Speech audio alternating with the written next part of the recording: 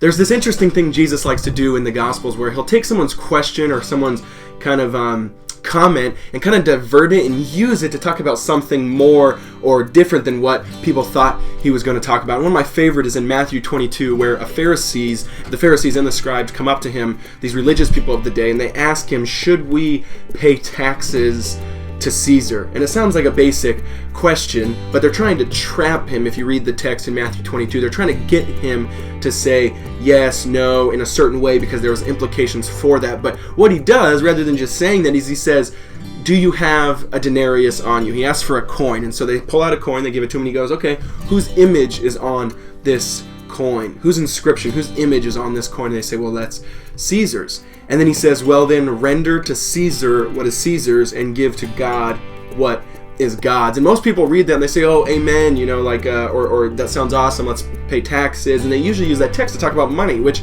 Jesus isn't really talking about money in that text, because what does he say? He sees the coin and says, whose image is on the coin? And then when they say Caesar, he says, okay, give to Caesar's what is Caesar's. But if he was just talking about taxes, he would have cut it there. But he says, give to Caesar's what is Caesar's and give to God's what is God's. And he says, hey, let's use this as an example to show that there is a principle, right, that we kind of see in the natural world, that whoever's image, whoever's inscription is on something deserves that thing to be given back to it, right? And so he's saying, okay, that makes sense for taxes, that we should give our taxes to Caesar and go ahead, but I'm going to use this as a teaching moment, he says, to show that whose image is on you, right? So Caesar's image is on the coin, but whose image is on you, right? God has breathed his image into you. Imago Dei, or in Hebrew it's B'Tselem Elohim. His image is on you, and he breathed that life